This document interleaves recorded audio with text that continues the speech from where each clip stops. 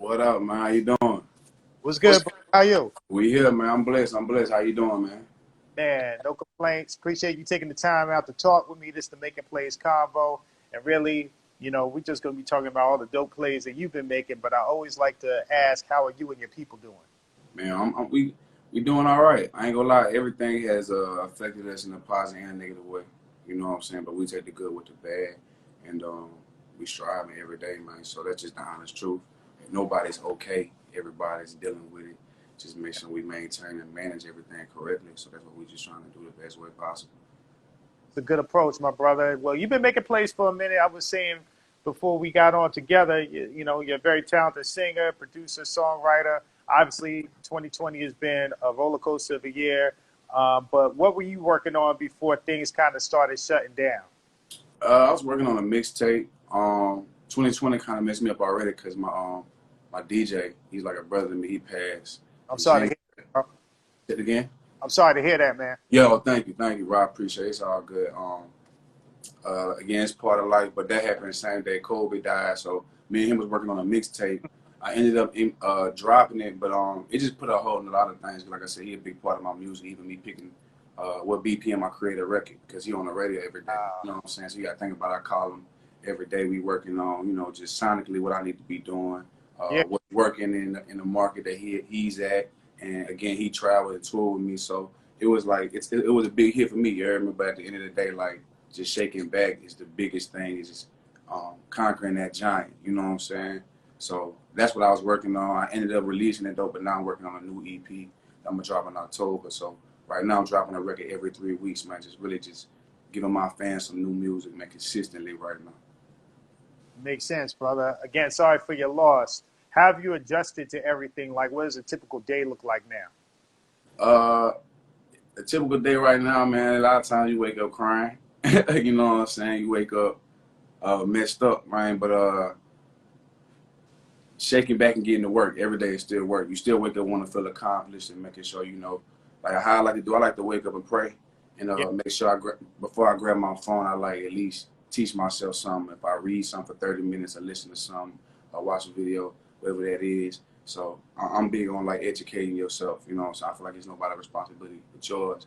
So I do that, go through a checklist of things I need to do, you know what I'm saying? Make sure I just did something towards my dream every day, towards my business. You heard me? So that's every day with me, whether it's recording, making a beat, responding to emails, whatever it is. I'm really like independent. You heard me? Just me and my team. That's it.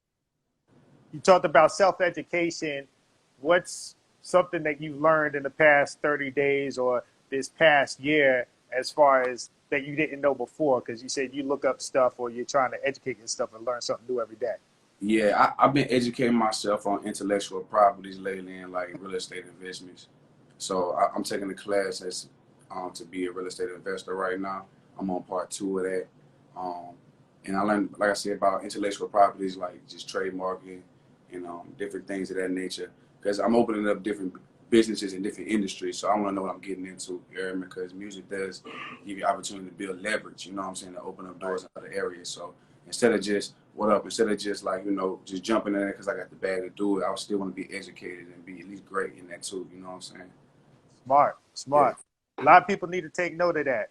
A lot of artists don't have that mentality. They just want to get to the bag and do the music, but not learning the business behind the music. You setting yourself up for, sometimes failure or bad things to happen. Yeah, I always ask Diana questions, bro. Like I be running it, like, hey, what is this?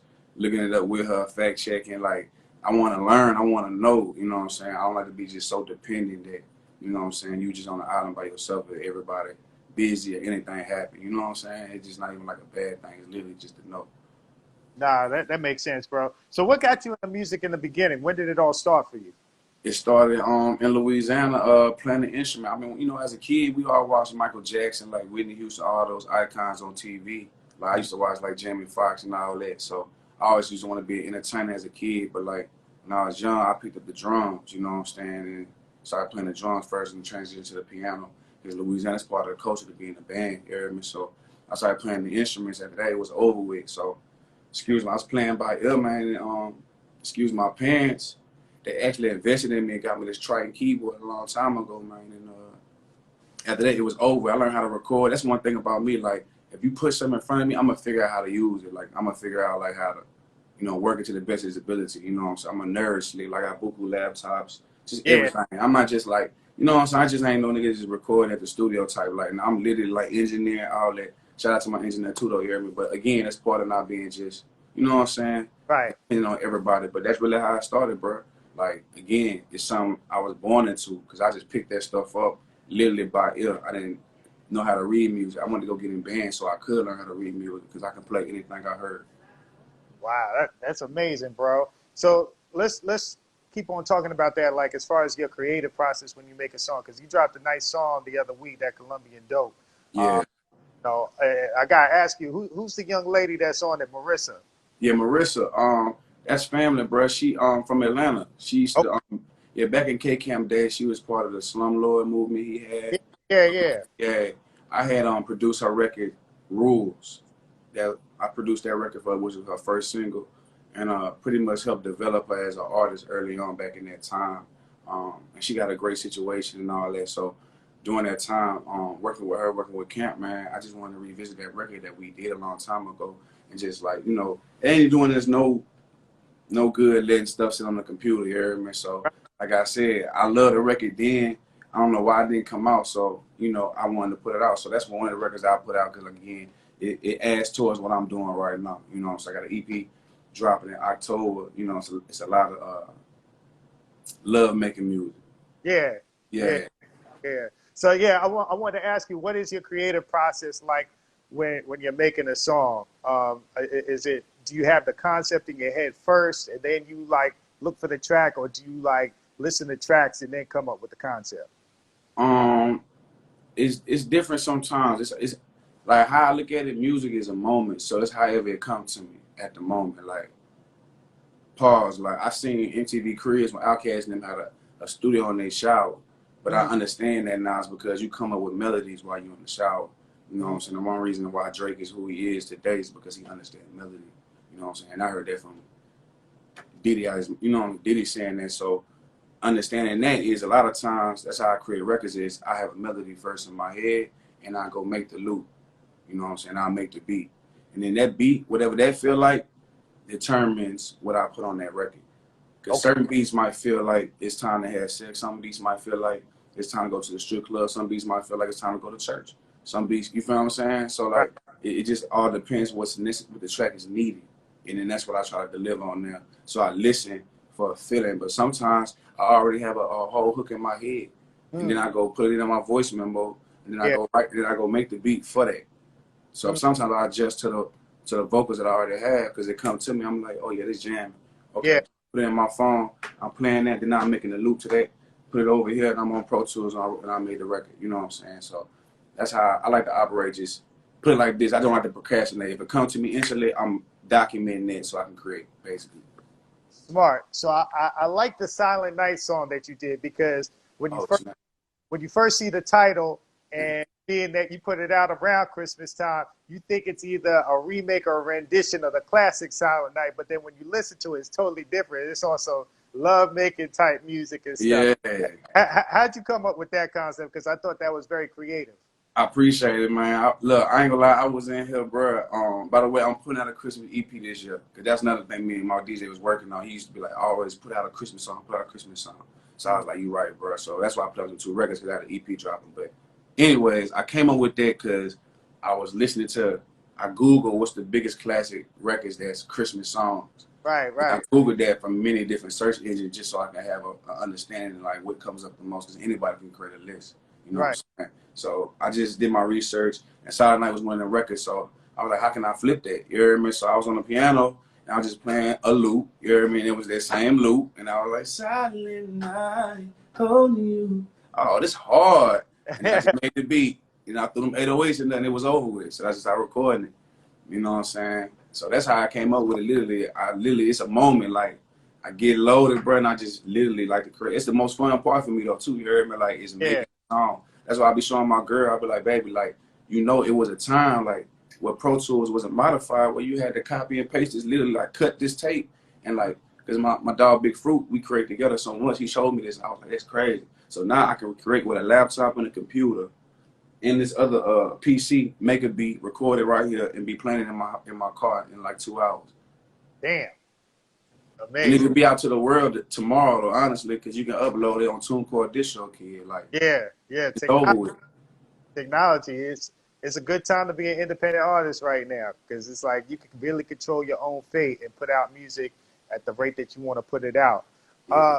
Now, I also want to ask you, as a songwriter, how do you decide on what songs you end up keeping and which songs you end up giving away? Man, I gotta be honest with you. I'm learning that right now. Okay. Yeah, I'm gonna be honest with you. I'm learning that right now, so I can be great at doing that. If that makes sense.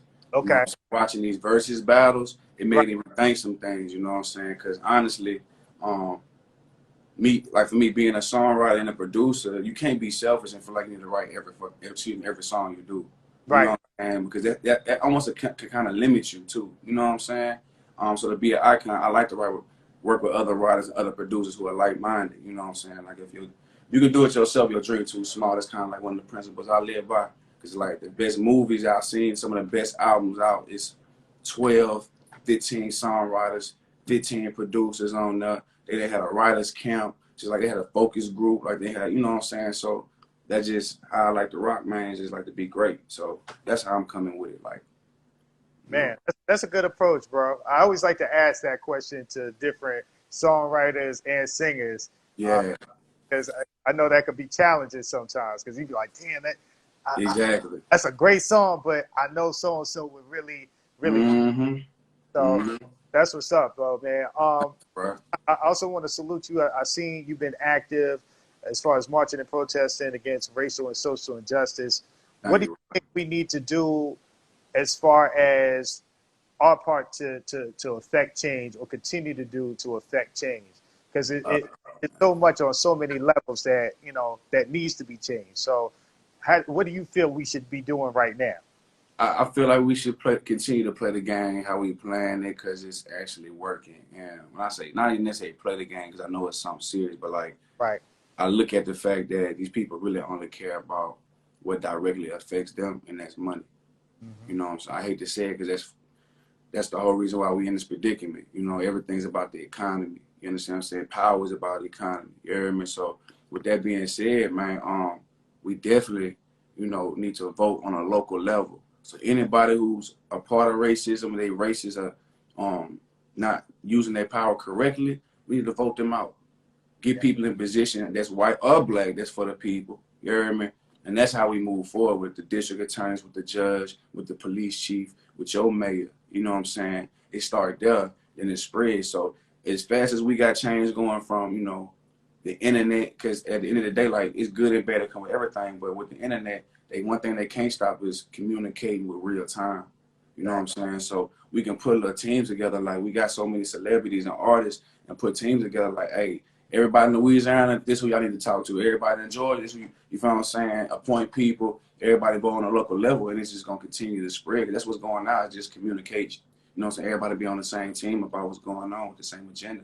But I love what's going on right now. But that's the only idea I thought about, again, is affecting their pockets, taking Yeah. our power, you know what I'm saying, and keeping it in our community, you hear me? And voting. That's the two Yeah. things we can do. You know what I'm saying? Like, we got more. It's strength in numbers at the end of the day. When you move as a unit, Yeah. we got no choice but to conform. No, absolutely, bro. You summed it up, man. You actually said three things that I've been preaching. We got to stay engaged socially, politically, and economically. All right. And you said all three of those right now. That's Yeah, 100. yeah. So you want it, bro. You want it. I'm gonna wrap it up with this, bro. Like 2020 obviously has been a very challenging year, but it's also been a year of self-reflection. I feel like with everybody being forced to kind of sit down and slow down, you had a lot of time to kind of think. I know I have. Is there anything that you've kind of realized about yourself or just life in general during this time? Um, I guess I could say, learning how to control your emotions. That's big, I guess, in this time period, because it's nobody who's gonna be a therapist for us of a lot of things that we go through. You know what I'm saying? Whether it be death, the coronavirus, financial, whatever people got going on. Like, I think controlling your emotions is the best thing, because then you can make sound decisions. You know what I'm saying? So if you still alive, it's a blessing because you got time to kind of work on fixing whatever you're going through. But if you're not here no more, then you know what I'm saying? So that's how I look at it, man. I notice about myself, I'm becoming great at learning how to control my emotions, you know, through whatever's going on, good or bad. Because sometimes you can get praise and it can affect you. You feel what I'm saying? It ain't even necessarily about a bad situation.